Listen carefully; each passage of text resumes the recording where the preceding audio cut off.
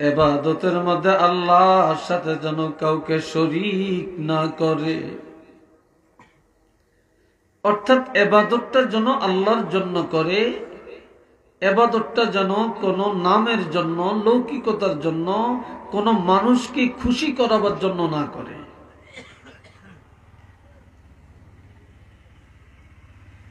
কিয়ামতের ময়দানে আল্লাহ তিন ব্যক্তিকে ডাক দিবেন। একজন শহীদ, একজন কারি, একজন দানকারী। শহীদ যে ইসলামের জন্য শাহাদাত বরণ করছে, একজন কারি যে সুন্দরভাবে কোরআন তেলাওয়াত করতে জানে, একজন দানকারী যার দানে সমাজের অনেক উন্নয়ন, মসজিদ মাদ্রাসার অনেক উন্নয়ন হয়েছে, সমাজের অনেক উন্নয়ন হয়েছে, এমন একজন দানকারী আল্লাহ ডাক দিবেন। শহীদকে বলবে, শহীদ কি জন্য তুমি শহীদ হয়েছ? শহীদ বলবে, লিওয়াজহিকা, আপনার জন্য। কার জন্য? আপনার জন্য। আপনি আল্লাহকে পাওয়ার জন্য। আল্লাহ বলবেন, কাযযাবতা, তুমি বড় মিথ্যু, তুমি বড় মিথ্যাবাদী, তুমি আমার জন্য শহীদ হও নাই, তুমি শহীদ হয়েছ তোমার বীর বাহাদুরি প্রদর্শনের জন্য, বীর বিক্রম উপাধি পাওয়ার জন্য, সাহসিকতার পরিচয় দেওয়ার জন্য, বাহবা নেওয়ার জন্য। তুমি যা চাইছো তা দুনিয়াতে পাইছো, বাহবা পাইছো, বীরুত্তম খেলাফত পাইছো, সাহসিকতার খেলাফত পাইছো, যা চাওয়ার তা পাইয়া গেছো, আমার থেকে পাওয়ার আর কিছু নাই। তখন অর্ডার হবে, ফাসহিবা আলান নার, তাকে জাহান্নামে ফেলে দেওয়া হোক, ফাউলকিয়া ফিন্নার, তখন তাকে উবুর করে জাহান্নামে নিক্ষেপ করা হবে।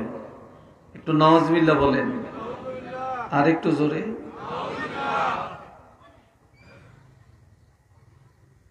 কারি সাহেবটাকে ডাক দিবেন, এ কারি সাহেব, এত চমৎকার ভাবে কোরআন শরীফ পড়লা, কারণটা কি? অনেক কারি সাহেবরা দেখবেন কানে ধরিয়া কেরাত পড়ে, মাশাআল্লাহ খুব সুন্দর। আবার অনেক কারি সাহেবরা এখন এমন কেরাত পড়ে, শ্রোতারা আল্লাহু আকবরকে চিল্লিয়ে উঠে, ঠিক কিনা? চিল্লিয়ে উঠে, বেশ ভালো শ্রুতি মধুর আওয়াজ।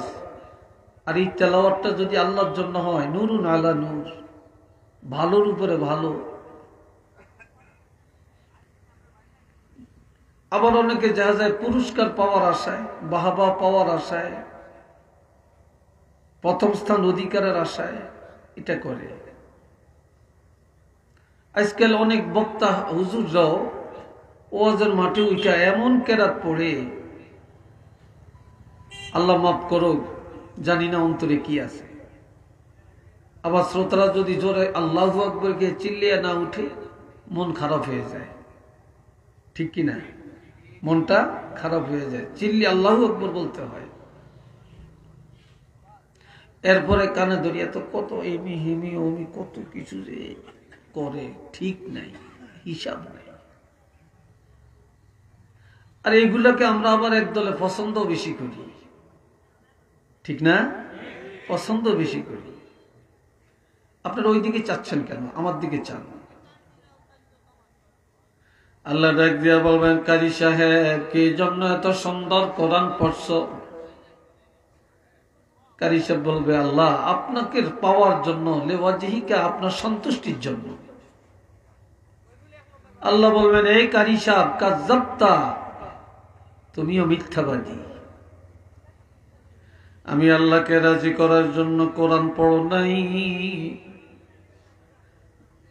তুমি অহংকার প্রদর্শনের জন্য, বাহবা নেওয়ার জন্য, পুরস্কার অর্জনের জন্য তুমি কোরআন পড়েছ, মানুষ তোমাকে বড় কারি বলবে, সুন্দর কেরাত বলবে, এতে তুমি পুরস্কার পাইবা, সুনাম বাড়বে, সুখ্যাতি বাড়বে। তো যা চাইছো তা তো দুনিয়াতে পাইয়া গেছ। আমার কাছে পাওয়ার আর কিছু নাই। তুমি আমারে চাও না, তুমি চাইছো দুনিয়ার মানুষের মুখের ভালোবাসা, পাইয়া গেছো। আমার কাছে কিচ্ছু নাই। তখন অর্ডার দেওয়া হবে, তাকেও জাহান্নামে ফেলে দাও। ফেরেশতারা তখন তাকেও উবুর করে জাহান্নামে ফেলে দিবে। আরো আসতে বলেন। এবার দানকারীকে বলবে, দানকারী তুমি লাখ লাখ টাকা দান করছো, মাদ্রাসা করছো, মসজিদ করছো, মক্তব করছো, রাস্তা করছো, গরিবের দান করছো, তারপর তোমার নামের শেষে দানবীর। আপনাদের দেশে আসেনি বিশিষ্ট দানবীর, ঠিক না? এইটা না লেখলে কলিজা ফেটে যায়। আমি এত টাকা দান করলাম, আমার নামটা এইভাবে লেখলো, তো দানবীর লেখলো না। এটার উদ্দেশ্য, এটা দান করবে, সুনাম বাড়বে, সুখ্যাতি বাড়বে, এতে সভাপতি বানাবে, মসজিদ কমিটির বড় পদে রাখবে, সমাজের মধ্যে একদিন মেম্বারিক দাঁড়াইলে আর একদিন চেয়ারম্যানের খাড়াইলে এতে বিনা কন্টেস্টে পাশ করিয়ে যাইব। কি ঠিক কিনা? এমন আছে কিনা? তাহলে তোমার দানের উদ্দেশ্য তো আমি আল্লাহর জন্য না, তুমি দান করছো মানুষের জন্য। তো যা চাইছো তা পাইছো, যা চাইছো তা তো দুনিয়াতে পাইছো, আমার কাছে পাওয়ার কিছু নাই। তখন অর্ডার দিবে, তাকে জাহান্নামে ফেলে দাও। তখন ফেরেশতারা তাকেও জাহান্নামে ফেলে দিবে। একটু চিল্লিয়া বলেন না নাউযুবিল্লাহ। অনেকে রাস্তা দিয়ে হাঁটে, আমি একটু আস্তে আস্তে ছোট ছোট দুই চারটা কথা বলবো, শুনবেন তো আপনারা? আমি আবার বেশি জোরে পারি না। রাস্তা দিয়ে হাঁটে, কি কথা ঠিক কিনা? আবার আমাদের মধ্যে কিছু বক্তা হুজুররা আছেন মাশাআল্লাহ, আবার ইউটিউব ভাইয়েরা তো প্রচার করবো, এরা শুনলে তো কলজাটা ফাটি যাইবে, ঠিক নেই? এরা এই ওয়াজ করে আর তসবিহ একটা হাতের মধ্যে, এটা কি দরকার? এটা আপনার, এটা তো নফল ইবাদত। তাহাজ্জুদের নামাজ আল্লাহ কি দিনের 12টায় পড়তে বলছে না রাতের অন্ধকারে পড়তে বলছে? শেষ রাত পড়তে বলছে। অর্থাৎ নফল ইবাদত যত আছে আপনি গোপনে করবেন, কথা বুঝছেন? আর ফরজ ওয়াজিব সুন্নত এগুলো আপনি প্রকাশ্য করবেন, তবে অহংকার করা যাবে না। এখন তসবিহ পড়বেন, এটা তো নফল ইবাদত। আউয়াবিন পড়বেন, ইশরাক পড়বেন, নফল ইবাদত। তাহাজ্জুদ পড়বেন, নফল ইবাদত। কোরআন পড়বেন, নফল ইবাদত। সুবহানাল্লাহ বলবেন, নফল ইবাদত। যত গোপনে করবেন তত ফায়দা বেশি। এখন এই যে তসবিহ পড়তেছে, তাহলে এটার মধ্যে অহংকার আছে কিনা? চিল্লিয়ে বলেন, আছে কি নাই? সারা জীবন পড়লে কি লাভ হবে? আল্লাহর কাছে এটা কিছু পাবেন? কিচ্ছু পাবেন না। আমার চাঁদপুরে আমার মাদ্রাসার সামনে এক লোক সকাল 8টার সময় বসে বসে চা খাইতেছে। ওই দিন আবার আমার মাদ্রাসায় জরুরি কাজে, যেখানে আমি 9:30 সাড়ে 9টায় মাদ্রাসায় উপস্থিত হই, আমি ওই দিন 8টার সময় উপস্থিত হয়ে গেছি, খুব জরুরি কাজ ছিল। উনি দেখে আমাকে, হুজুর আসছেন এত সকালে, আসেন একটু চা খাই। টাইম না বসেছেন, বসেছে, বসে চাটা খাইতেছে বেশ। পরে দেখি উনি, ওহ চোখটা জলে, ওহ চোখটা জলে।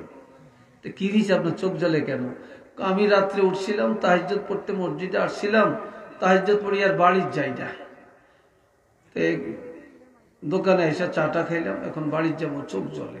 তা আমরা তাহাজ্জুদ পড়তে মসজিদে এসেছেন, আপনার কেউ জিগাইছে? কি বলেন, কেউ জিগাইছে? আপনার বলার দরকারটা কি? তাহলে বুঝাইছেন আপনার এলাকার মধ্যে বড় একজন আবেদ, আপনার তাহাজ্জুদ গুজার, আপনি একজন দরবেশ, আপনি একজন ওলি, নাম ফুটাইতে নাইছেন। কি কথা ঠিক কিনা বলেন? নাম ফুটাইতে নাইছেন। তো এই নাম ফুটানের লাই সারা জীবন আপনি তাহাজ্জুদ পড়লে আপনি তাহাজ্জুদ গিয়া কি পার হইতে পারবেন? পারবেন না। আল্লাহ আপনার তৌফিক দিছে, আপনি হজ করবেন, উমরা করবেন, মনে চাইছে মদিনায় যাবেন, মক্কা শরীফ যাবেন, এটা তো ভালো কথা, ঠিক না? কয়জনের ভাগ্যে আছে মক্কা শরীফ যাওয়া আর মদিনা শরীফ যাওয়া? আপনি পাসপোর্ট একটা করছেন, যে এখন ইমাম সাহেব হুজুর দোয়া করিয়েন, পাসপোর্ট করছি, আমরা হাজবেন্ড ওয়াইফ যাই। কি ঠেলা! একটু নাউজুবিল্লাহ কর না, কথা ঠিক কিনা? আবার অনেকে কয় ইনশাল্লাহ বিষয় করছি হুজুর, উমরা যাব, আমাকে ফ্যামিলির আমরা 4 জন যাব ইনশাল্লাহ, দোয়া করিয়েন। এখন আপনি হজ করে আসছেন, আপনার নামের শেষে আলহাজ লিখতে হবে কেন? হাজি লিখতে হবে কেন? হাজির বাড়ি লিখতে হবে কেন? হাজির মার্কেট লিখতে হবে কেন? তাহলে বুঝে গেল আপনার মার্কেটের নাম ফুটানোর জন্য, বাড়ির নাম ফুটানোর জন্য, আপনার নামের আগে হাজি বসানোর জন্য আপনি হজ করছেন। আপনার হাজি না কইলে, আলহাজ না কইলে কলজা ফেটে যেতে আছে, তাহলে আপনার কোন পদের হাজি সাহেব হইলেন? কি কথা ঠিক কিনা? আপনার নামাজ পড়ছেন, নামাজি বলা হয় না। আপনার রোজা রাখছেন, রোজাদার বলা হয় না। আপনি হজ করছেন, আপনাকে হাজি বলতে হবে। কি কথা ঠিক না? আপনাকে হাজি বলতে হবে কেন? আবার হজ করতে যাবেন, আপনি প্রচার করেন, দোয়া করেন, যাইতে আসি, এমি যাই হেমি যাই, ওইতেরে জানায়, হিতেরে জানায়, ওইতেরে জানায়। আবার যেদিন বিদায় হইয়া যাবে সেদিন সব 14 গোষ্ঠী দাওয়াত দেয়, গরু কাটিয়া খাওয়ায়। কি কথা ঠিক কিনা? আপনার নামাজ যেমন ফরজ, হজ যেমন ফরজ, তা আপনি নামের জন্য এটা করেন কেন? তাহলে এই নামের জন্য যদি আপনি হজ করেন, ওইখান সব দিকে তাকিয়ে রয়েছে, আশ্চর্য লাগে আপনাদের, খুব খারাপ লাগে এটা। আপনারা কেন চাবেন ওইদিকে আমাকে বলেন? এই গেটে কি আছে বলেন? কোন জিন আছে না ভূত আছে? এটা তো আশ্চর্য না। আমার কথা বুঝেন না? না আমার কথায় কোনো আপনাদের দুঃখ লাগে? তো এইভাবে যদি আপনি জীবন ভর কয় ইনশাল্লাহ হুজুর দোয়া করিয়েন যে এই 30 বার হজ করছি, এইবার গেলে 31 বার হইব। কি কথা ঠিক কিনা? আবার কমানকে 40 বার হজ করছে, আপনি নামের জন্য না করছেন। আপনি 40 বার না, আপনি 80 বার হজ করেন, নামের জন্য যদি করেন, এই হজ দিয়া কি আপনি জান্নাতে যাইতে পারবেন? পারবেন না। এই জন্য প্রত্যেকটা ইবাদত অল্প হোক, যদি ইখলাসের সাথে করেন, আল্লাহর জন্য করেন, কসম আল্লাহ, এই অল্প ইবাদতে আপনি জান্নাতে যাইতে পারবেন। আপনি জান্নাতে যাইতে পারবেন। আমাদের মধ্যে তো এগুলো নাই। এ ভাইরা রে আমার, এই দুনিয়ায় দুইটা জিনিসের লোভ, দুইটা জিনিসের লোভ মানুষকে ধ্বংস করে দিয়েছে। কয়টা? দুইটা। একটা হলো সন্তান, আরেকটা হলো সম্পদ। এই জন্য আমার আল্লাহ বলেন, ইয়া আইয়ুহাল্লাযীনা আমানু লা তুলহিকুম আমওয়ালুকুম ওয়ালা আওলাদুকুম আন যিকরিল্লাহ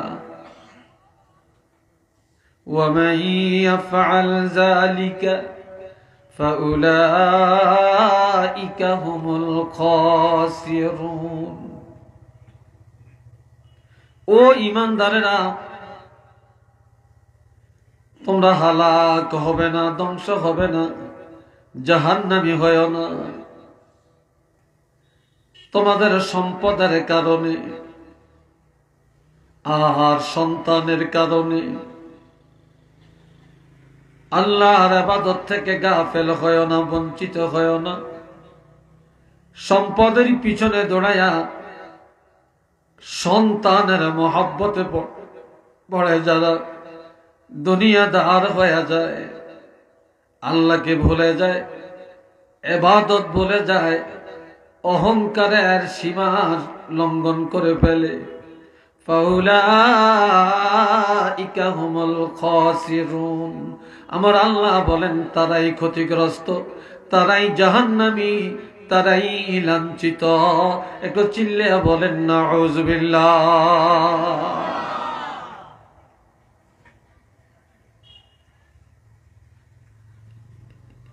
দুনিয়াতে দেখেন মানুষ এখন, হাদিসে আছে কিয়ামতের 15টা আলামত।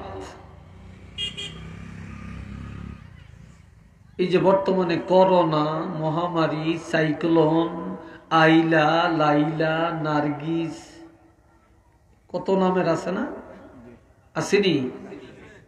তারপরে ভূমিকম্প, শিলাবৃষ্টি, এরপর আবার এখন আবার একটা বাড়িছে, এদের কি কয়, কি মশা জানি, এডিস মশা, ডেঙ্গু, ঠিক কিনা? আবার এমন এমন রোগের কথা শোনা যায় যা আমরা জীবনে কখনো শুনি নাই, ঠিক কিনা? কেন? এগুলো কি আল্লাহ দিতেছে না আমরা আল্লাহতে চাইয়া আনতেছি? বলেন জোরে কন। আমরা এগুলি প্রাপ্য, আমরা নিজেরা আনতেছি, আল্লাহ তো দেন না।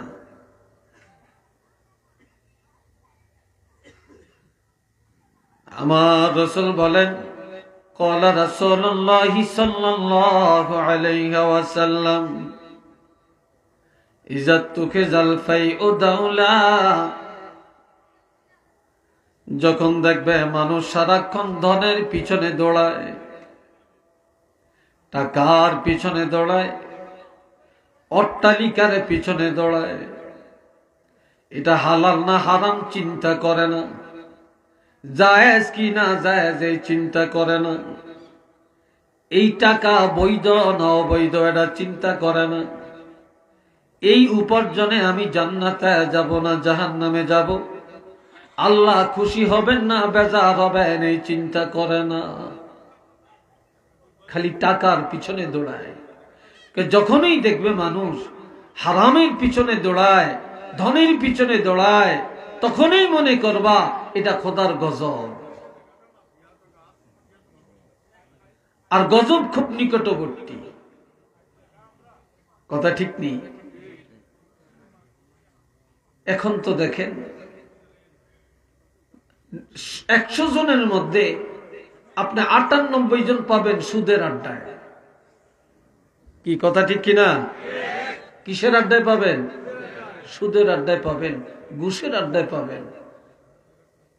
আপনি ছোট্ট একটা কাজ নিয়ে কোনো অফিসে গেলে দেখবেন ফিওনে পর্যন্ত আপনার সাথে কথা বলে না টাকা ছাড়া। কি কথা ঠিক না? টাকা ছাড়া। আপনার বাড়ির এলাকায় একটা মানুষ মার্ডার হয়েছে, যাদের এখানে এত কথা হচ্ছে কেন?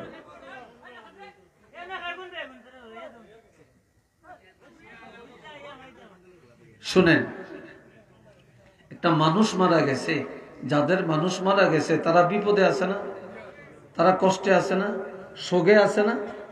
এখন এই লাশটা পুলিশে ধরবো তাও টাকা দিতে হয়, এই লাশটা নিব তাও টাকা দিতে হয়, পোস্টমর্টম করব তাও টাকা দিতে হয়, কথা ঠিক কিনা? তাও টাকা, থানারে টাকা না দিলে কোনোটি হয় না। তাইলে আপনারা বেটারা মানুষও হারাইলো, আবার আপনারা হাত পাইতে রয়েছেন, ভিক্ষার হাত পাইতে রয়েছেন ঘুষ খাওয়ার জন্য। কোথায় আছি আমরা বলে? আপনি একটা রোগী নিয়ে হসপিটালে গেছেন, সেখানে পর্যন্ত আপনি একটা সিট পাইতেছেন না, টাকা দিলে সিট আছে। কি ঠিক কিনা ভাই? টাকা দিলে সিট আছে। কোথায় আছেন বলে? যেখানে যাবেন, মেম্বার কোন, চেয়ারম্যান কোন, চেয়ারম্যান অফিস কোন, ডিসি অফিস কোন, টিওনো অফিস কোন। এই জন্য আমি বলি এই দেশে গজব কেন? যেই দেশের ডাকাইতেরা যায় চোরের বিচার করতে, এই দেশে কোথার গজব এমনি আসবে। কি কথা ঠিক কিনা? একজনের টাকাতে করলো লাখ লাখ টাকা, হেতে ওই বড় হুজুর, হেতে হয় অফিসার, হেতরে বেকে তেল মাখে, সারে আইসে সার সার কইয়া, আর হেই সারে বিচার করতে যায় চেয়ারম্যান, টিওনো, এমপি মন্ত্রী লাখ লাখ কোটি কোটি টাকা জনগণের মারিয়া খায়, আর কেউ যদি ফেডের দেয় মুরগা চুরি করে, এই মুরগা চুরির মোস্তাক দিয়ে ফিরতে যায়। বললে দুই একজনে করছে, হাজার হাজার মানুষকে আপনি কি কারণে ধ্বংস করলেন? আপনি কেন ধ্বংস করছেন? আল্লাহ তোমার এটা জবাব দিব, তুমি পাহাড়ে আসো। পাহাড়ে গেছে, পাথরে উঠো। পাথরে উঠছে। লাল পিঁপড়া আছে না, লাল পিঁপড়া খুব বিষাক্ত। এই লাল পিঁপড়া মুসা আলাইহিস সালামের পাই দিয়া উঠা দুই একটা কামড় শুরু করছে। এখন পিঁপড়া উঠছে অনেকগুলি, কামড় দিছে একটা দুইটায়, একবারে ডলা দিয়া চাপা দিয়া সব দিন মেরে ফেলছে। মুসা কয়, আল্লাহ তুমি না বলছ জবাব দিবা, তুমি এখনো জবাব দাও না কেন? কয়, মুসা তুমি যে পাথরে দাঁড়াইছিলা, লাল পিঁপড়া কামড় দিছে। কয়টা পিঁপড়া কামড় দিছে? দুই একটা। মারছো কয়টা? অন্ত মুসা কান সজাগ হয়ে গেছে, কইছে জবাব পাইয়া গেছি আল্লাহ। কামড় দিছে দুইটায়, তুমি মারছো কয়টা? এই দুনিয়াতে সবাই সুদ খায় না, সবাই ঘুষ খায় না, সবাই মিথ্যা বলে না, সব বেনমাজি না, সব দায়ুস না। কিন্তু এদের অন্যায়ের কারণে যারা নামাজি, যারা হালাল খায়, আর যারা ইমানদার, তারাও শাস্তি পাওয়া যায়। কথা ঠিক কিনা বলেন? তারাও শাস্তি পাওয়া যায়। জাতিরা, আপনারা তো বিপদে পড়লে হুজুর একটু দোয়া করিয়েন, আমরা স্টেজ থেকে নামলে মাথাটা গিয়ে তো হুজুর। কি কথা ঠিক কিনা? কথা ঠিক কিনা? একটু ফু দিয়ে দেন, একটু হাতটা বলিয়ে দেন, হেতে নামাজ পড়ে না। কি কথা ঠিক না? এতে হালাল খায় না, এতে এতে এতে মা বাপের লোকে ভালো আচরণ করে না। কয় তোর মাথাটা একটু বলিয়ে দেন, একটু ফু দিয়ে দেন। আমরা ফু দিলে কি লাভ ডইব? কি আমার কথাটি বুঝতেছেন আপনারা? বন্ধুরা রে আমার, হযরত মুসা কালিমুল্লাহর কাছে যে দোয়া চাই, হুজুর আপনি আল্লাহর পয়গাম্বর, একটু দোয়া করেন, বৃষ্টি হয় না, জমিনে ফসল হয় না, বড় মুসিবতে আছি, আপনি দোয়া করেন। আপনি পয়গাম্বর, আপনি দোয়া করলে আল্লাহ কবুল করবেন। হযরত মুসা কালিমুল্লাহ দোয়া করেন, দোয়া কবুল হয় না। রহমতের বৃষ্টি আমার আল্লাহ পাঠান না। মুসা আল্লাহর কাছে বলে, আল্লাহ গো, তুমি কি কারণে আমার দোয়া কবুল করো না? মুসা নবী যখন জিজ্ঞাসা করলেন, আল্লাহ বলে, মুসা তোমার দোয়া কবুল হবে, তবে এলাকার মধ্যে যায় ভালো ভালো পরহেজগার দেখে দেখে 40 জন ইমানদার নিয়ে পাহাড়ে আসো। এই 40 জন নিয়ে যখন দোয়া করবা, তখনই আমি আল্লাহর দরবারে কবুল হয়ে যাবে। আরো আস্তে কর, আর একটু চিল্লিয়ে কর। এইবার এলাকায় যাইয়া আমার লান, হুজুরের লান, আমনু গেলাম চাইয়া চাইয়া, একবারে দেখে দেখে বেছে বেছে পরহেজগার তাকওয়াবান আল্লাহওয়ালা দেখা 40 জন নিয়ে পাহাড়ে গেছে। কয়জন? 40 জন পরহেজগার লোক নিয়ে। এই 40 জনের সহ আমার আল্লাহর দরবারে দোয়া করেন, এখনো দোয়া কবুল হয় না। নবীরা দোয়া করলে দোয়া কবুল হয়েছে কি হয় না, আল্লাহর সাথে সাথে জানিয়ে দিতেন। আমার আল্লাহ বলে, মুসা তুমি পয়গম্বর, এটাও ঠিক, 40 জন নিয়ে পাহাড়ে আসছো, এটাও ঠিক, মুনাজাত করেছো, এটাও ঠিক, তবে আমি দোয়া কবুল করতে পারি না একটা কারণে। কয় সেটা কি? কয় এই 40 জনের মধ্যে একটা মুনাফেক আছে। কয়টা মুনাফেক? জোরে কর না রে ভাই। কুলাউলা বুঝলে কোনো মুনাফেক নাই, কি আছে? হ্যাঁ, একটা মুনাফেক এই 40 জনের মধ্যে। এই একটা মুনাফিকের কারণে তুমি পয়গম্বরের দোয়া আমি আল্লাহর কাছে কবুল হইতেছে না। একটু নাউজুবিল্লাহ জোরে কর না। কয়টা মুনাফিক? একটা মুনাফিক। দুনিয়াতে এই মোমেন চিনা যায় তার চরিত্রের মাধ্যমে, মুসলমান চিনা যায় তার মুসলমানি আচরণের মাধ্যমে, মুশরিক চিনা যায় শিরকের মাধ্যমে, কাফের চিনা যায় কুফরির মাধ্যমে, কিন্তু মুনাফিক চিনা যায় না। মুনাফিক চিনা যায় না। এই একটা মুনাফিক থাকার কারণে দোয়া কবুল হয় না। মুসা নবী গো, মুনাফিকটাকে সরিয়ে দাও, দোয়া কবুল হয়ে যাবে। হযরত মুসা নবী কয়, এই মুনাফিককে যা, তোর লাই দোয়া কবুল হয় না, এলাকায় রহমতের বৃষ্টি হয় না, আমি পয়গম্বর, আমার মুনাজাত পর্যন্ত কবুল হইতেছে না। আচ্ছা মুনাফিক এই সময় যাইব? জনগণ যাইব নি? এতে দাঁড়াইলেই তো ধরা খাই যাইব। ফিটা কোনার মারিত পড়তো না, তুলা বানিয়ে লাগবো ফিডিয়া। কথা ঠিক কিনা? হ্যাঁ, এটা দাঁড়ায়ও না, যায়ও না। এখন মুনাফিক চিনা গেছে নি? চিনা যায় না। আল্লাহ কি বলছে? একটা মুনাফিক। এখন 40 জনে চিন্তায় পড়ে গেছে, আল্লাহ কারে মুনাফিক বলছে। কে জানি আমরা আল্লাহর কাছে মুনাফিক। আমিও বলি মনে হয় আমি আল্লাহর কাছে পাপী, উনিও বলেন মনে হয় আমি আল্লাহর কাছে পাপী, আপনিও বলেন মনে হয় আমি আল্লাহর কাছে পাপী। এইভাবে 40 জন সব সেজদায় পড়ে পাহাড়ের মধ্যে কান্দে আর তওবা করে, আল্লাহ তোমার দরবারে আমি হয়তো পাপী, আমার পাপের কারণে জাতি কষ্ট পায় রে আল্লাহ, তুমি আমাকে মাফ করে দাও। এইভাবে 40 জন সেজদায় যায় যখন তওবা শুরু করে, নিজের অপরাধ স্বীকার করে, আল্লাহর কাছে কান্নাকাটি করে। এই সাথে যে লোকটা মুনাফিক তারও তওবা হয়ে গেছে। আমার আল্লাহ ডাক দিয়া কয়, মুসা মাথা উঠাও, মাথা উঠাও, বাড়ি ঘরে চলে যাও। একটা মুনাফিকের কথা জানিয়ে দিয়া এই 40 জনের আমি আল্লাহ এমন তওবা করাইলাম, এই সাথে মুনাফিক তারও তওবা হয়ে গেছে। আমি আল্লাহর দরবারে তোমাদের মুনাজাত কবুল হয়ে যাবে।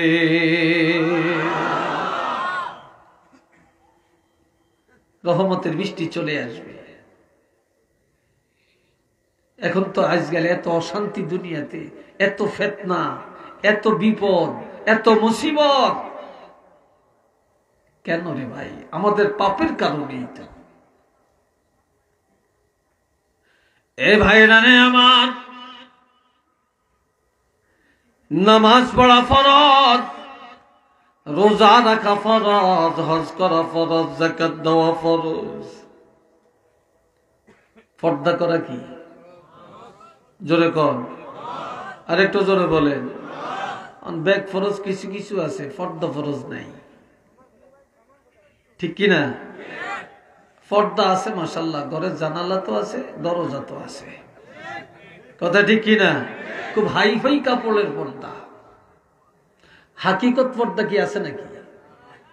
আছে? নাই। আর দুনিয়াতে ছেলেরা এত খারাপ কেন? যুবকরা মুরব্বী মানে না কেন? মা বাপ মানে না কেন? মসজিদে পাওয়া যায় না কেন?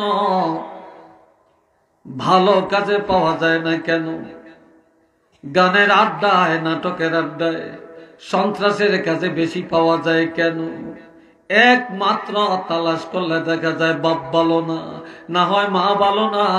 মা বাবার পর্দা ছিল না, তাদের মধ্যে ছিল বেজাল, এই জন্য প্রজন্ম হয়ে গেছে আর সন্তানরা হয়ে গেছে বেজাল, ঠিক না? ইমাম বুখারী রহমতুল্লাহ আলাইহি তিনি এত বড় বুজুর্গ কেন হলেন?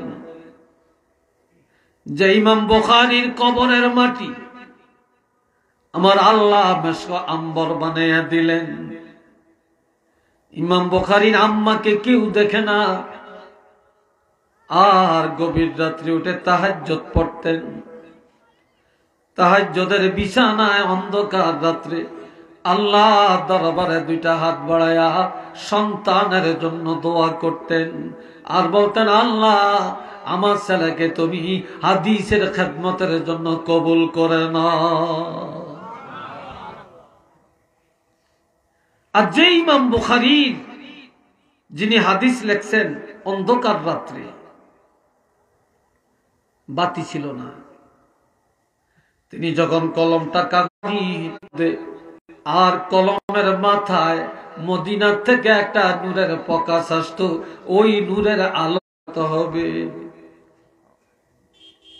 6 মাস পরে যখন এ ভাইয়েরা শোনেন, তিনি হযরত আলীরে ডাক দিয়া বলে, আলী আমি আর হয়তো বেশি দিন বাঁচব না, তবে আমার ইন্তেকালের পর আমার মৃত্যুর খবরটা বেশি জানাজানি করিও না। আজকাল অনেক মহিলা মারা গেলে মাইকে প্রচার করে, কি কথা ঠিক কিনা? অমুকের ওয়াইফ মারা গেছে, অমুকের মায় মারা গেছে। এটা তো তাকওয়ার খেলাফ। বলে আমার ইন্তেকালের পর আমার গোসলটা দিনের বেলায় দিও না, আমার ইন্তেকালের পরে আমার কবরটা দিনের বেলায় করিও না, আর আমারে দিনের বেলায় কবরে রাখিও না। এই দুনিয়ায় কেউ কোনোদিন আমাকে দেখে না, চিনে না। আমার মৃত্যুর পর ভয় লাগে না জানি কেউ দেখে ফেলে, এই জন্য গোসলটা রাত্রে দিবা, কবরটা রাত্রে করবা, আর জানাজা রাত্রে পড়বা। আমার মৃত্যুর পরেও যেন আমার লাশটা কেউ না দেখে। একটু চিল্লিয়া বলেন সুবহানাল্লাহ।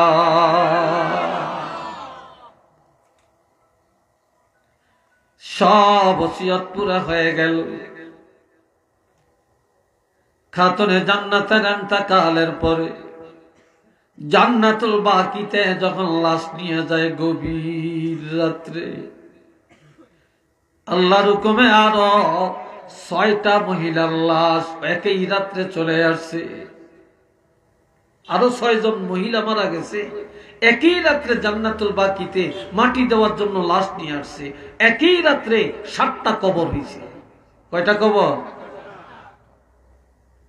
এই জন্য আপন জনেরা জানেন খাতুনে জান্নাতের কবর কোনটা, কিন্তু বেগানা পুরুষ যারা কেউ বলতে পারবে না এই 7টা কবরের মধ্যে কোন কবরটা ফাতেমার কবর,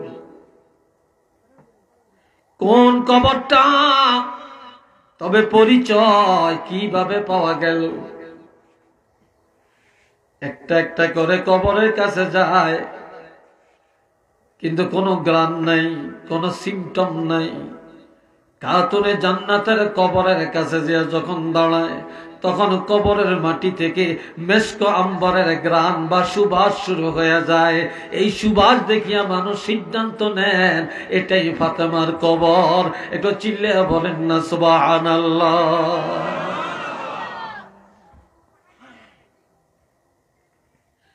ইমাম গাজ্জালী আল্লাহর একজন মকবুল ওলি। এই ওলি আল্লাহ মরুভূমির জমিনে হাঁটাহাঁটি করেন।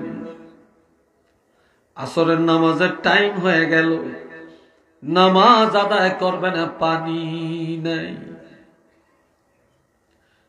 পর্দার আড়াল থেকে একটা যুবতী মেয়ে ডাক দিয়া বলে, আল্লাহর ওলি কি চান? আল্লাহর ওলি বলে, মা আমি পানি চাই, আমি ওযু করব, নামাজ আদায় করব।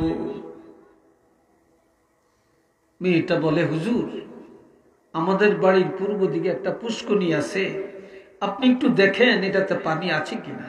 কিন্তু পানি নাই, মেয়েটা জানে। যে দেখে পানি নাই, এসে বলে, মা পানি তো নাই গো মা।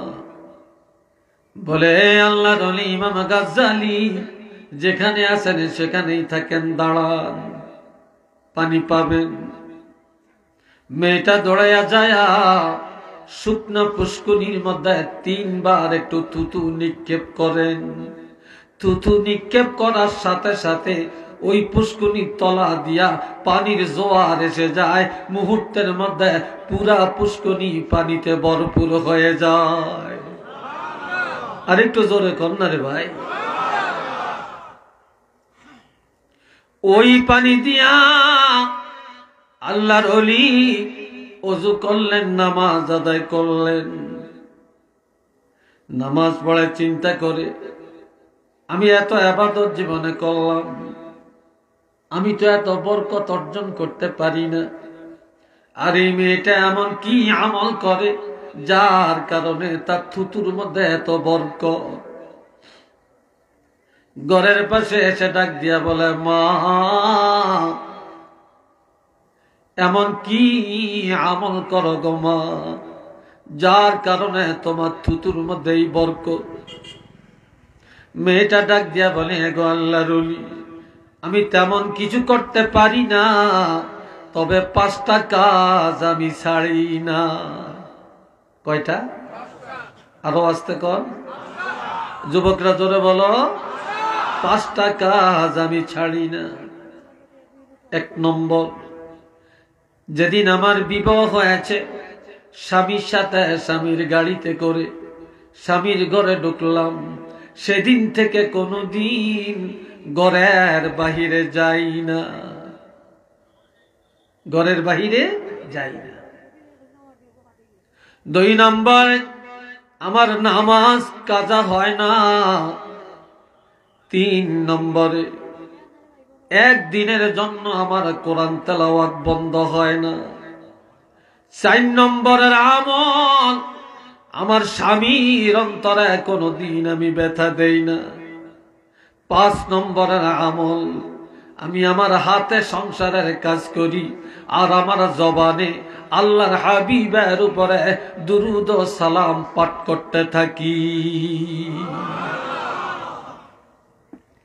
যার কারণে আল্লাহ পাক আমার জবানের মধ্যে এই বরকতটা দিয়েছেন। একটু চিল্লিয়া বলেন না সুবহানাল্লাহ।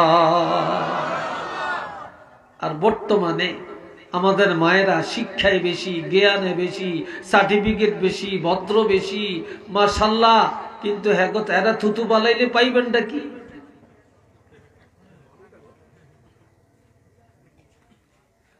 আল্লাহ মোহাব্বতে পড়েন সাল্লাল্লাহ, জোরে জোরে, মুহাম্মদ সাল্লাল্লাহু আলাইহি ওয়াসাল্লাম, মুহাম্মদ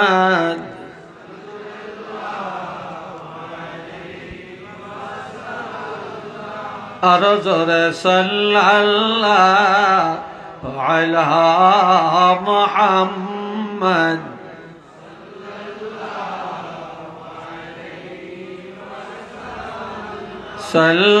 সাল্লাল্লাহু আলা মুহাম্মদ।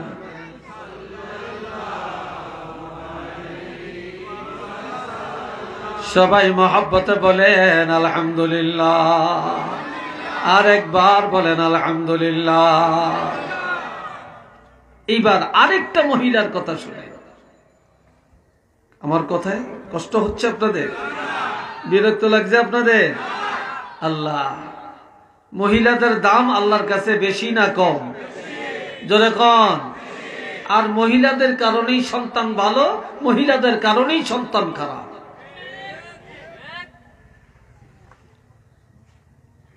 এই বাবাজিরা রে আমার, আমিরুল মুমিনিন হযরত ওমর ফারুক রাদিয়াল্লাহু যখন খলিফা হলেন,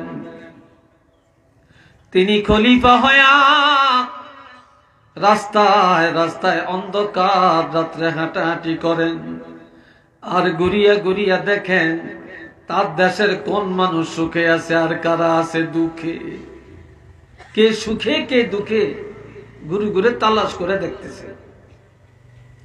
গভীর রাত্রে অনেক দূরে নজর করে দেখে একটা আলো দেখা যায়।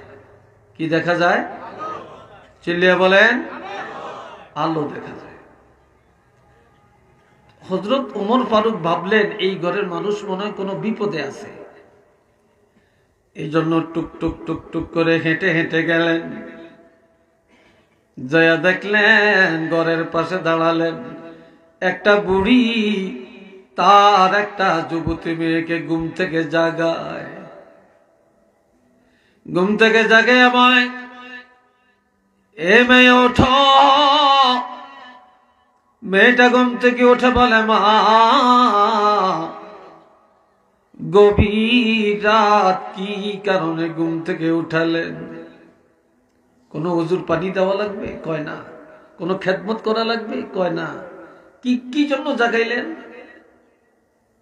এখন মা বলতেছে মেয়েটাকে, এ মা গভীর রাত আমাদের কতগুলো বকরি, বকরি চিনেন তো আপনারা?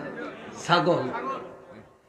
আমাদের এই বকরির দুধ দহন করব, আমি একা একা পারবো না, তুমি আমার সাথে সহযোগিতা করবা। তো যুবতী মেয়েটা বলে, মা এত গভীর রাত্রে কেন? সকালেই তো পারবেন। কয় না, রাত্রে এটা করে ফেলবো। আজকে দিনের বেলায় বকরিকে ভালো খানা দিতে পারি না, ভালো খাবার খাওয়াতে পারি না, যার কারণে আজকে দুধ কম হতে পারে। এই কম দুধ নিয়ে বাজারে বিক্রি করলে আমাদের সংসার চলবে না, চাল ডাল কিনতে পারবো না। তবে অন্ধকার রাত্রে দুধ দোহায়া, এই দুধের মধ্যে আমরা অন্ধকারে কিছু পানি মিশায়া এই দুধটা বাড়াইয়া নিয়া কুলাউলা বাজারে নিয়ে বিক্রি করলে বেশি টাকা পাবো, আমাদের সংসারের চাহিদা মিটে যাবে। মেয়েটা বলে, মা এটা রাত্রে কেন করবেন? এটা দিনে করলে হয় না।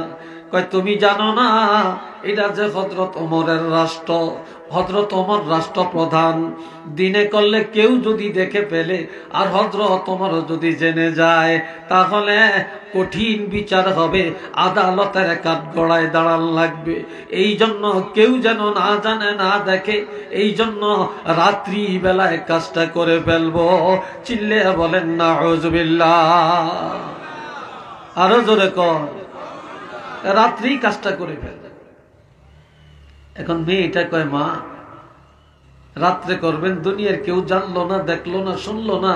মাগো, যে আল্লাহ বকরি পালছে, যে আল্লাহ আমারে বানাইছে, আপনারে বানাইছে, যে আল্লাহ রিজিকের মালিক, হায়াত মৌতের মালিক, মা বলেন তো আল্লাহ কি দেখবে না? সুবহানাল্লাহ কইয়েন না। আল্লাহ কি দেখবে না? এখন বুড়ি কহ, আল্লাহ তো দেখবে। মেয়েটা বলে, মা আল্লাহকে ভয় করেন, হযরত ওমর ফারুক রাদিয়াল্লাহকে ভয় করবেন না। এই কথাটা হযরত ওমর ফারুক রাদিয়াল্লাহ অন্ধকার রাত্রে ঘরের পাশে দাঁড়িয়ে দাঁড়িয়ে শুনতে আছে। ঘরের পাশে একটা লাঠি গাড়ছে। কি গাড়ছে? লাঠি। এই লাঠিটা গাড়িয়া মসজিদে চলে গেলেন। ফজরের আযান হয়ে গেল। হযরত ইমাম নামাজের, হযরত ওমর নিজে ইমাম, নামাজের ইমামতি করলেন। নামাজটা পড়ায়া দাঁড়ায়া সবাইকে বলতেছে, মুসল্লিরা কেউ বাড়ি যাবা না, সব থাকো। ওমরের ছেলের নাম হলো আব্দুল্লাহ। বলল, রে আব্দুল্লাহ তুমিও থাকো, দুইটা মেয়ে লোকরে আনা হবে, তোমাদের সবার সামনে তাদের বিচার করা হবে। দুইজনকে পাঠিয়ে দিলেন, যাও অমক ঘরের পাশে যায় দেখবা একটা লাঠি গাড়া, ওই ঘরের মধ্যে একটা বুড়ি মহিলা আর একটা যুবতী মেয়ে, এদের হাতে কাঠগড়া লাগাইয়া নিয়ে আসো, কঠিন বিচার তোমাদের সামনে করা হবে। এই দুইজনকে যখন নিয়ে আসছে, হযরত ওমর ফারুক রাদিয়াল্লাহু মহিলাকে জিজ্ঞাসা করে, সত্য করে বল বাপ, গভীর রাত এই মেয়েটাকে ঘুম থেকে জাগাইলা কেন? কি কারণে জাগাইছ? মহিলা চালাক বেশি, উপস্থিত বুদ্ধি বেশি, একটা উত্তর দিয়ে সারিয়ে যাওয়ার চেষ্টা করে। মহিলা বলে, হযরত ওমর, কি কারণে জাগাইলাম এটা নিশ্চয়ই আপনি জানেন, না জানলে ডাইরেক্ট এই প্রশ্ন করতেন না, তবে আর কোন প্রশ্ন জিগাইয়া আমাকে অপমান করিয়েন না। কয় না, এত তাড়াতাড়ি ক্ষমা পাইতা না, সত্য করে বলো এই মেয়েটাকে। কয়টা আমার মেয়ে। কার মেয়ে? কয়টা আমার মেয়ে। কয় তোমার মেয়েটা বিয়া হইছিনি? কয় না। এ মহিলা, তোমার এই মেয়েটারে বিয়া দিবানি? মহিলা বলে, হুজুর, ছেলে যদি ভালো হয়, পাত্র যদি ভালো হয়, তাহলে বিয়া দিব। হযরত ওমর বললেন, এই যে আমার পাশে বসা, এটা আমার ছেলে। সুবহানাল্লাহ কন্যা, আরেকটু জোরে বলেন না। এটা আমার ছেলে। এই ছেলেটা তোমার পছন্দ হয় কিনা? মহিলার তো ঈদের উপরে শুক্রবার, আনন্দের উপরে আনন্দ, আসছে আসামি হইয়া। আর এখন রাষ্ট্রপ্রধান হযরত ওমর খলিফা, ওনার ছেলের কাছে মেয়ে বিয়ে দেওয়ার প্রস্তাব তিনি দিলেন। এর চেয়ে আনন্দের খুশির খবর আর কি হতে পারে, তাই না? কয়া, তোমার মেয়েটারে যদি আমার ছেলের কাছে বিয়ে দাও তাহলে ক্ষমা করব, এর আগে তোমাকে ক্ষমা করব না। এর আগে ক্ষমা করতাম না। আর বর্তমানে মেয়ের বাবা যদি ছেলেরে এক বোঝা দেয়, জামাই খুশি হয়। আবার ছেলের মারে যদি ভালো করে কাপড় চোপড় শাড়ি টাড়ি দেয়, খুব খুশি হয়। ছেলের বাবারে যদি জামা দেয়, কোট দেয়, প্যান্ট দেয়, খুব খুশি হয়। সাথে যদি একটা আলমারি দেয়, আরো খুশি হয়। যদি একটা সোফা দেয়, আরো খুশি হয়। যদি একটা ডাইনিং টেবিল দেয়, খুশি হয়। কয় না, কয়টা খুব ভদ্র, হোলা বিয়া করাইছি, সম্বন্ধ পাইছি, মাশাআল্লাহ, আত্মা ভালা, আত্মা ভালা। কি কথা ঠিক কিনা? খুব আত্মা, সত্য আত্মা, দেওয়ান ধনে খুব ভালা, ঠিক না? কিন্তু মুসলমান একজনের মেয়ে আনলেন, আপনার উচিত মেয়ের বাবাকে আপনি হাদিয়া দিবেন। এই লোকে তার মেয়েটারে পালছেন। এই মেয়ে, আপনি কি করতেছেন এখানে?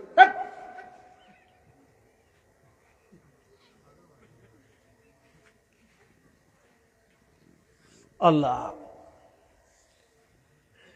মেয়ের বাপের সম্মান করা, মেয়ের মাকে সম্মান করা, তারা কষ্ট করে মেয়েটার পালছে, লালছে, পড়াইছে, এই আদরের এই হীরার টুকরাটা তোমারে দিছে, আর তুমি আরো উল্টে হেগত্তনে আদায় করো। কি কথা ঠিক না? বাবা জেরারে আমার, এগুলো হারাম, এই রসম বাদ দেওয়া দরকার। এখন হযরত ওমর যখন প্রস্তাব দিলেন, মহিলা রাজি হয়ে গেল। হযরত ওমর ফারুক রাদিয়াল্লাহু নিজের ছেলের বিয়ে পড়ালেন। একটু মারহাবা করুন। এবার দাঁড়াইয়া বললেন, এটি ছিল আমার বিচার। আমি বহুদিন ধরে ছেলেটারে বিয়ে করাবো, ভালো একটা পাত্রী তালাশ করি, পাই না। অন্ধকার রাত আল্লাহ মিলাইয়া দিছে। যেই মেয়েটার মধ্যে আল্লাহর ভয় আছে, যেই মেয়েটার মধ্যে তাকওয়া আছে, যেই মেয়েটার মধ্যে কোরআনের নূর আছে, যেই মেয়েটার মধ্যে এত দিনদারি আছে, এমন একটা মেয়ে চাইছিলাম। আমি আমার মেয়েটার জন্য, ছেলের জন্য এমন একটা মেয়ে আনলাম।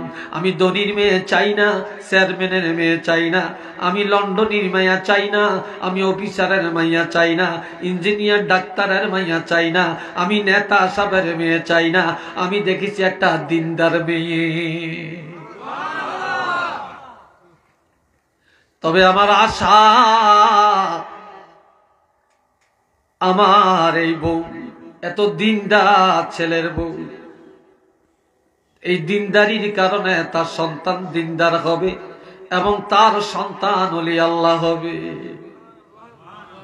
কিন্তু শেষ পর্যন্ত দেখা গেল এই মহিলার গর্ভে হযরত আব্দুল্লাহর নসল থেকে এমন সন্তান আল্লাহ দুনিয়াতে পাঠান।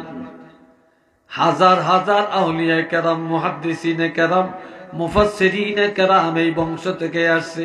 হযরত শাহজালাল ওলিদের সম্রাট সিলেটের জমিনে শুয়ে আছেন। হযরত শাহজালাল ইয়ামানি রহমাতুল্লাহি আলাইহি, তো ওনার সাজরা তালাশ করলে দেখা যায় তিনিও ওই আব্দুল্লাহর বংশ থেকে আসছে। তে চিল্লিয়ে বলেন আল্লাহু আকবার, আরেকবার বলেন আলহামদুলিল্লাহ। মা ভালো, সব ভালো, ঠিক না? মা ভালো, সব ভালো, সব ভালো। দুইটা কারণে এখন সন্তান ভালো হয় না। কয়টা কারণ? এক নম্বরে যে বাবা সন্তান জন্ম দেয় ওই বাবা খায় হারাম। এই কথা ঠিক কিনা? বাবাই খায় হারাম। বাবা সুদের টাকা খায়, ঘুষ খায়, পরের হক খায়, জুলুম করিয়া খায়, যৌতুক খায়। কথা ঠিক কিনা? এই হারাম খায়া হারামের রক্ত মাংস দিয়া সন্তান জন্ম দেয়, ঠিক নি? রক্ত মাংস থেকেই নাপাক পানি, রক্ত মাংস থেকেই বীর্য। তো এটা রক্ত মাংস থেকে আসছে না, হারাম খানা থেকে আসছে না। আর যেই মার গর্ভের সন্তান ওই মা হলো দায়ুস। মা এক দলে যায় কুলাউড়া, আর এক দলে যায় বিয়ানীবাজার, আর এক দলে যায় সিলেট, আর এক দৌড় দেয় ঢাকা, আর একবার যায় লন্ডন, আর একবার দৌড়ায় ফ্রান্স, আর একবার আমেরিকা, আর একবার এই বাড়ি, আর একবার ওই বাড়ি। আবার বিবাহের দাওয়াত পাইলে তা সেন্টারে যায় আগের থেকেই শুইয়া থাকে। কি কথা ঠিক কিনা? সেন্টার বুঝেননি? এটা কি? Community centre. হায় হায় হায়, মেয়ে লোকের আড্ডাখানা। আবার কমিউনিটি সেন্টারে বিয়ে না হইলে ভদ্রতা পেলে হয় না। কি কথা ঠিক না? ভদ্রতা পেলে হয় না। একটু নাউজুবিল্লাহ বলেন না রে ভাই। অথচ আমার আল্লাহ বলছেন وَقَرْنَ فِي بُيُوتِكُنَّ وَلَا تَبَرَّجْنَ تَبَرُّجَ الْجَاهِلِيَّةِ الْأُولَى وَأَقِمْنَا الصَّلَاةَ وَآتِينَا الزَّكَاةَ وَأَطِعْنَا اللَّهَ وَرَسُولَهُ। শুনেননি সবাই আমার কথা? শুনেন? মেয়ে লোকে শুনিনি, আল্লাহ জানে। হ্যাঁ, তবে মেয়ে লোকে শুনতে পারবো যদি একা একা থাকে। পুরুষ দুইজন তিনজন এক জায়গায় বসে ওয়াজ শুনতে পারে। মেয়ে লোক দুইজন এক জায়গায় থাকলে মাশাআল্লাহ মাশাআল্লাহ, খই হুডে যেরকম একটা আরো ঘন হুডে এক বুকের কথা। কি ভাই কথা ঠিক কিনা? হ্যাঁ, তো আমনগর দেশের মেয়ে লোকের দোষ নাই, এরা ভালা। হ্যাঁ, এরা অনেক ভালো। আল্লাহ আল্লাহ করে হেদায়েত করো কোন আমিন। আর একটু জোরে কোন আল্লাহুম্মা আমিন। আমার আল্লাহ বলছেন ও মহিলারা তোমরা ঘরের মধ্যে থাকো, পর্দার মধ্যে থাকো, ঠিক নেই? আড়ালে থাকো। ওয়ালা তাবাররাজনা, ঘরের বাইরে পর্দার বাইরে আড়ালের বাইরে যায়ও না, যায়ও না। তবে যাওয়া আমি আল্লাহ নিষেধ করি না, যাইতে পারবা। তাবাররুজাল জাহিলিয়াতিল উলা, তোমরা জাহিলি যুগের মেয়েদের মতো, বর্বর যুগের মেয়েদের মতো, ইহুদি নাসারার মতো তোমরা রাস্তাঘাটে চলাচল করিও না। যদি যেতে হয় তাহলে ইমানদার মুসলমানি রূপ রং নিয়ে যাইতে আমি আল্লাহ বাধা দেই না। ঘরে থাকিয়া কি করবা? ওয়া আকিমনাস সালাতা, নামাজ কায়েম করবা। ওয়া আতিনা যাকাতা, যাকাতের উপযুক্ত হলে বছরে একবার যাকাত দিবা। ওয়া আতিনাল্লাহ, আল্লাহর বিধানগুলো মেনে চলবা। ওয়া রাসূলা, রাসূলের তরিকায় আল্লাহর আইন মেনে চলবা।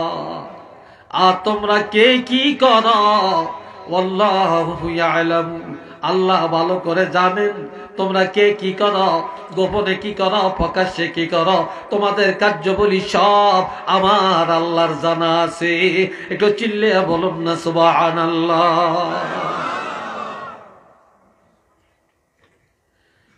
এই জন্য আমার ভাই, আল্লাহ, আমার আল্লাহ বলেন, আমি দুনিয়ার মানুষকে ওসিয়ত করলাম। কি করলাম? ওয়াসাইনাল ইনসানা, আমি আল্লাহ ওসিয়ত করলাম। কি ওসিয়ত? ওসিয়ত মানে আল্লাহর পক্ষ থেকে ওসিয়ত, এটা আল্লাহর একটা বিশেষ অর্ডার। তারা যেন তাদের পিতা মাতার সাথে সৎ আচরণ করে, সুন্দর ব্যবহার করে। বিশেষ করিয়া ছেলেরা মেয়েরা যেন মার সাথে সৎ আচরণ করে। কেননা হামালাতুহু উম্মুহু কুরহা, মা কষ্টের পরে কষ্ট স্বীকার করিয়া, যন্ত্রণা ভোগ করিয়া এই সন্তানের 9 মাস 10 মাস গর্ভে বহন করে রাখছে। আমি আপনি যখন মায়ের গর্ভে ছিলাম, তখন মা ঋতুস্রাব আল্লাহ বন্ধ করে দিলেন। মায়ের না পাকখানা গুলা একটা তারের মাধ্যমে সন্তানের সরবরাহ করায়া মায়ের পেটের মধ্যে লালন পালন করে। আর অনেক মা রক্ত শূন্যতায় পড়ে যায়, অনেক মা মারাও যায়। সন্তানে গর্ভে যায়, মা লজ্জায় কারো ঘরে কারো বাড়িতে যায় না, বাপের বাড়িও যায় না। মা দুনিয়া সব আরামে ঘুমায়, কিন্তু মা রাত্রে ঘুম যাইতে পারে না। একবার বসে আবার শোয়, সন্তান নড়াচড়া করে, মার কষ্ট হয়। আবার এই রাত্রিবেলায় বাবা ঘুমায়, মা ঘুমায় না।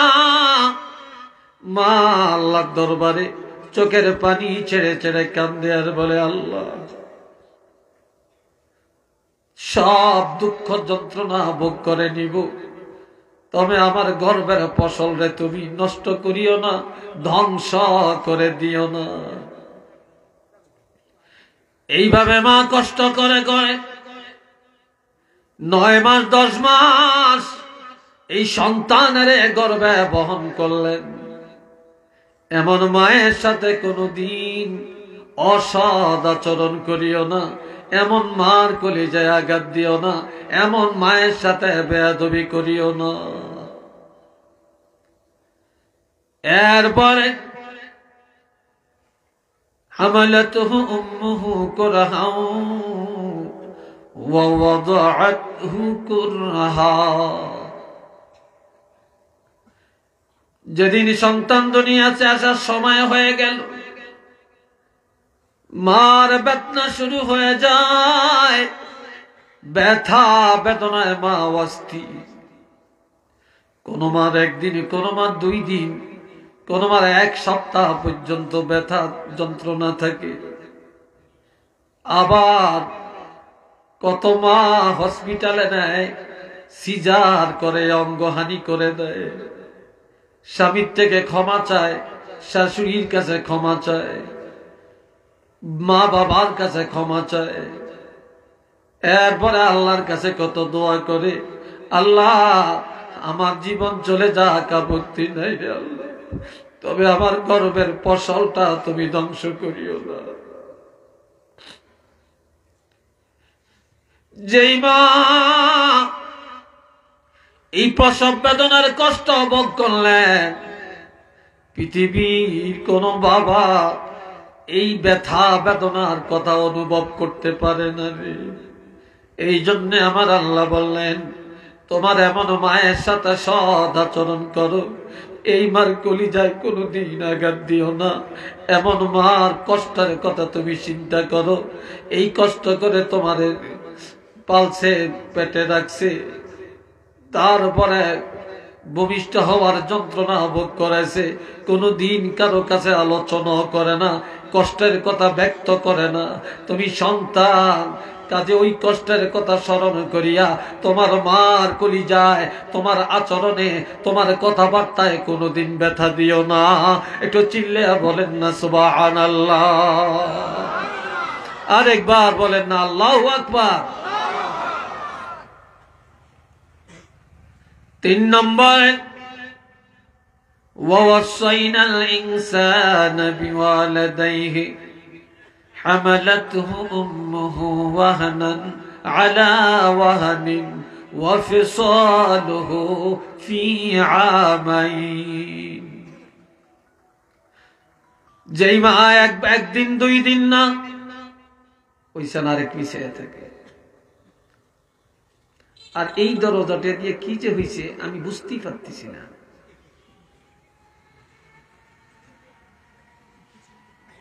আবার হাসেন আপনারা, হাসেন আপনারা, এত উলাল আপনাদের অন্তরে।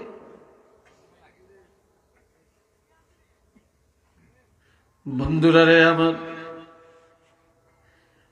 পৃথিবীর কোন বাবা সন্তানের 1 ফোঁটা দুধ কোনোদিন পান করাতে পারে না। পাচ্ছে? জোরে বলেন পাচ্ছে? পারে নাই। এই মায়ের বুকের মধ্যে আমার আল্লাহ সন্তান দুনিয়াতে আসার 6 মাস আগ থেকেই এই সন্তানের খাবারের আয়োজন করছে। আল্লাহ জানে সন্তানে দুনিয়াতে আসলে ভাত খেতে পারবে না, মাছ খেতে পারবে না, গাভীর দুধ খেতে পারবে না, মিষ্টি খেতে পারবে না, চকলেট খেতে পারবে না, তারা দুনিয়ার কোনো খানা খেতে পারবে না। এই জন্য আমার আল্লাহ মায়ের বুকের মধ্যে খাবারের ব্যবস্থা করে দিলেন। এত এত সুন্দর খানা, যেটা একেবারে গরম না, একেবারে ঠান্ডাও না, একেবারে ঘন না, একেবারে পাতলাও না, একেবারে কড়া মিষ্টি না, একেবারে কম মিষ্টি না। আবার ছিদ্রগুলি এত সূক্ষ্ম, একেবারে বুড়ে বুড়ে বের করলেন না, গলায় আটকায় মারা যাবে। সূক্ষ্ম সূক্ষ্ম ছিদ্র দিয়া সন্তানের চাহিদা মতো খাবার আমার আল্লাহ সরবরাহ করালেন। আর এইভাবে মা 2 বছর এই সন্তানের দুধ পান করালেন। একটু চিল্লে বলেন না মারহাবা। কয় বছর? 2 বছর। একদিন মার জন্য 10 টাকার ঔষধ কিনলে, আরেকদিন বলে আমি না ওই দিন কিনে দিছি। একদিন মারা শাড়ি কিনে দিলে, বলে আমি না ওই দিন দিলাম, আজকে ওই ভাই দিবে। একদিন মারে বাবারে খাওয়াইলে কয় আমরা তো কালকে খাওয়াইছি, আজকে আমি কেন খাওয়াবো? কত হিসাব। ও ভাইয়েরা, আল্লামা আলুসি রহমতুল্লাহি আলাইহি বলেছেন তাফসীরে রুহুল মানিতে, যেই মা সন্তানের সবচেয়ে কম দুধ পান করাইছে, তারপর 2 বছরে হিসাব করলে 2 বছরে 2.5 মণ দুধ, 9.5 মণ দুধ পান করাইছে। দুনিয়াতে 1 কেজি গাভীর দুধের দাম যদি 100 টাকা হয়, 1 কেজি মায়ের বুকের দুধের মূল্য কত টাকা দিবে? পারবেন? জোরে বলেন পারবেন? কেউ পারবে না রে। এই জন্য আমার আল্লাহ বলেন, মা যখন দুধ পান করায়, মা কাঁচা মরিচ খায় না, বাসি খানা খায় না। মা তুমি সন্তানের জন্য কত কষ্ট করেছে, পেট ভরে খায় না রে। ইলিশ মাছ খায় না, গরুর গোস্ত খায় না, ইচা মাছ খায় না, তুমি সন্তানের কষ্ট হবে। মা জিরার গুঁড়ি দিয়া ভাত খাইছে, পানি ডলাইয়া ভাত খাইছে, তারপর সন্তানের পেট খারাপ হবে, এই জন্য অশালীন খাবার খায় না। আবার মা খেতে বসে, তুমি সন্তান ওয়া ওয়া করে কান্না শুরু করে দিয়েছো। মা খাবারটা বন্ধ করে দৌড়ে যায় সন্তানের দুধ পান করায়া, সন্তানের কান্না থামায়া এরপরে খাইতে গেছে। আবার মা রান্না করতে গেছে, তুমি কাঁদতেছো, মা রান্না বান্না ছাড়িয়া তোমার কান্না থামাইছে।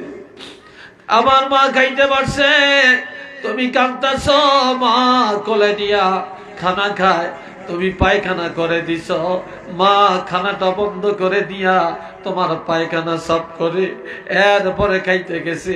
মার খানার চাহিদা মিটে গেছে, পেট ভরে খাইতে পারে না, তারপরেও তুমি সন্তানের গলা টিপ দিয়া মেরে ফেলে না, তোমাকে আসার দেয় না, তোমাকে কোনোদিন আঘাত দেয় না, এরপর মা তুমি সন্তানের বুকে জড়াইয়া রাখছে।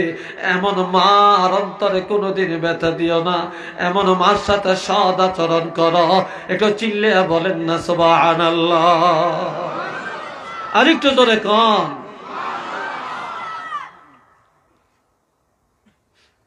আল্লাহ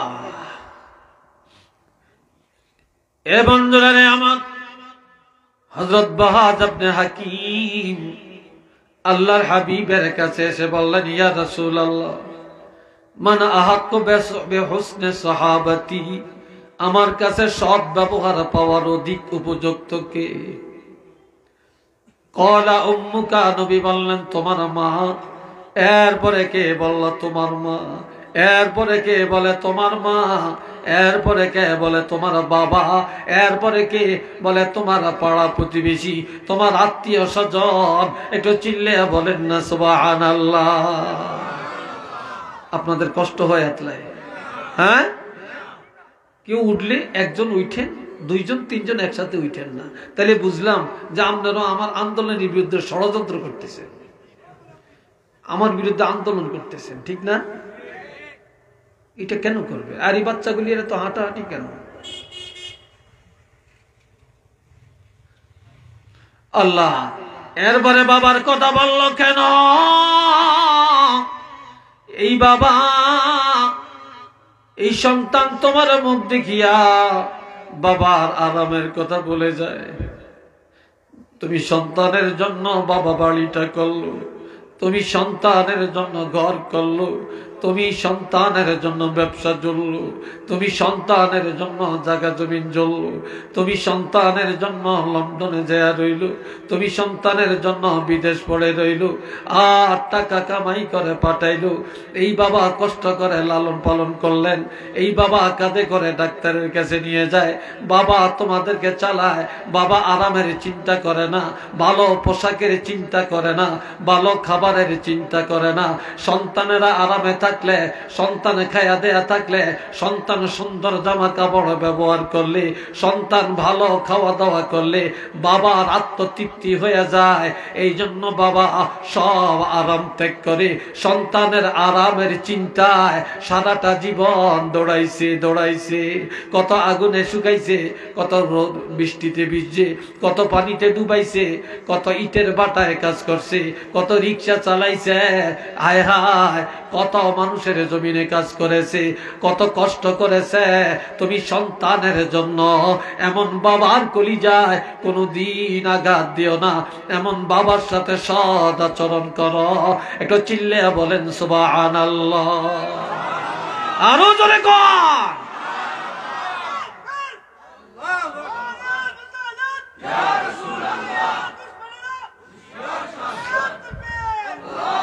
মাশাআল্লাহ, আল্লাহ কবুল করেন। একটু চিল্লে সবাই বলেন আমিন। আর একটু জোরে কর। এই জন্য আমার আল্লাহ বলছেন, কষ্ট হয় আপনাদের? বিরক্ত লাগছে নাকি আপনাদের? কথা আরো কিছু চলবে নাকি? হ্যাঁ, রাজি আছেন? মাশাআল্লাহ। আর গড়ি চাই না, কয়টা বাজে ছেলে? আরে কারবার তো শেষ হয়ে যাইতেছে। হ্যাঁ, কারবার তো শেষ হয়ে যাইতেছে।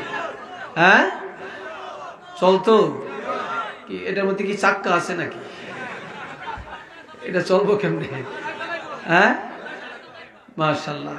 আল্লাহ কবুল করেন, আওয়াজ দিয়া কোন আমিন। ওয়াকাদা রাব্বুকা আল্লা তা'বুদু ইল্লা ইয়্যাহু ওয়া বিল ওয়ালিদাইনি ইহসানা। একটু আলহামদুলিল্লাহ বলেন। আল্লাহ, তবে হুট করে উঠেন না। আমার এটি খুব বিরক্ত করা আমার কাছে। কেন কেন এটা কিচ্ছু, এটি হুদা, এটি বাজে কথা, এটি আমাদের ন্যাচারাল অভ্যাস হয়ে গেছে, আর কিচ্ছু। আসল কথা হয়েছে কি জানেননি? রসগোল্লা চেনেননি আপনারা? রসগোল্লা কি তিতা না মিঠা? হ্যাঁ, মিষ্টি। যে তার জিহ্বাওয়ালা তার কাছে খুব মিষ্টি। আর বিষম ক্ষেত্র জ্বর, টাইফয়েড জ্বর, এটা চিনেননি আপনারা? যে তার টাইফয়েড জ্বর হয়েছে, বিষম ক্ষেত্র জ্বর হয়েছে, এই জ্বর হইতে হইতে এটা জিহ্বাটাও নষ্ট হয়ে গেছে, মুখটা খারাপ হয়ে গেছে। এখন মিঠা দিলে লাগবো কি, মিঠা না তিতা? জোরে কন। আমরা এখন শয়তানি করতে করতে, বাতরামি করতে করতে, মিথ্যা বলতে বলতে, হারাম খাইতে খাইতে, গান শুনতে শুনতে, বাজনা শুনতে শুনতে, মোবাইলের ফেসবুক দেখতে দেখতে, শয়তানি করতে করতে এমন বিষম ক্ষেত্র হয়েছে। এখন কোরআন হাদিসের যত বালা কথা, এগুলি এক দলের কাছে লাগে তিতা তিতা তিতা। মিঠা লাগে না, তিতা লাগে। এই জন্য খালি left right left right left right.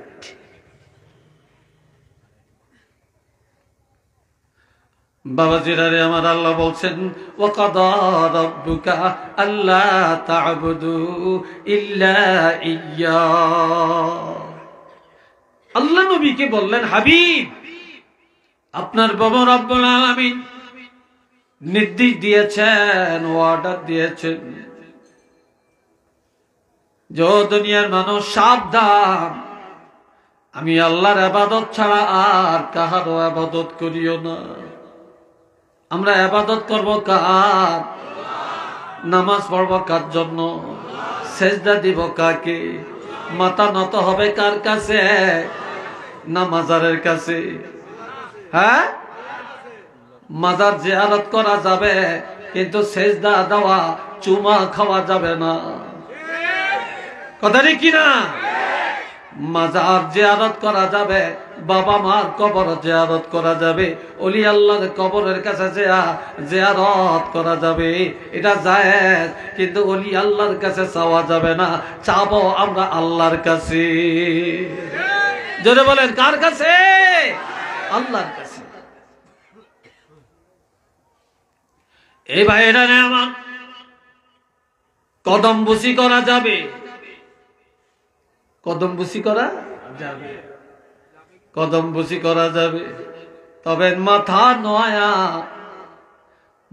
নয়া সেজদার মতো সুরুত করা যাবে না। কথা বুঝে আসছে কিনা? সেজদার মতো সুরুত করা যাবে না। আর মনে রাখবেন, যেই জিনিস দেখা যায় তার কাছে মাথা নত করার শিরক। যে আল্লাহকে দেখা যায় না তার কাছে মাথা নত করা, কপাল লাগায়া সেজদা দেওয়ার নাম ঈমান। এরপরে বললেন ওয়া বিল ওয়ালিদাইনি ইহসানা। আগে আমি আল্লাহর ইবাদত, এরপরে আমি আল্লাহ অর্ডার দিলাম দুনিয়ার সব মানুষকে, তারা যেন পিতা মাতার সাথে সৎ আচরণ করে, তাদের কলিজায় যেন ব্যথা না দেয়, তাদের সাথে যেন বেয়াদবি না করে, মা বাবার সাথে যেন সুন্দর আচরণ করে। এরপরে বললেন ইম্মা ইয়াবলুগান্না ইনদাকাল কিবারা আহাদুহুমা আও কিলাহুমা ফালা তাকুল লাহুমা উফিন। যখন পিতামাতা দুইজন অথবা দুইজনের একজনকে বৃদ্ধকালে পেয়ে যাবে, এই সময় পিতামাতার সাথে এমন আচরণ করা যাবে না যে আচরণে তারা মনে কষ্ট পাবে, উহ বলবে, আহ বলবে, আফসোস করবে। কারো বাপ নাই মা আছে, কারো মা নাই বাবা আছে, অথবা কারো মাও আছেন বাবাও আছেন। কথা ঠিক কিনা? মাও আছেন বাবাও আছেন, দুইজনেই বুড়া। ছোট বাচ্চারা যেমন বাচ্চা কালে তাদের কথার মাপকাঠি নাই, চলার মাপকাঠি নাই, খাওয়ার মাপকাঠি নাই। পিতা মাতা যখন বুড়া হয়ে যাবে তখনও তাদের মাপকাঠি কমে যাবে, শিশুর মতো হয়ে যাবে। তখন তাদের কথাবার্তায় তুমি মনে দুঃখ নেওয়া যাবে না, এমন আচরণ করা যাবে না যাতে তারা দুঃখ পাবে, আহা বলবে, আফসোস করবে, এমন আচরণ করা যাবে না। আওয়াজ দিয়া বলেন না সুবহানাল্লাহ। আওয়াজ দেয় না।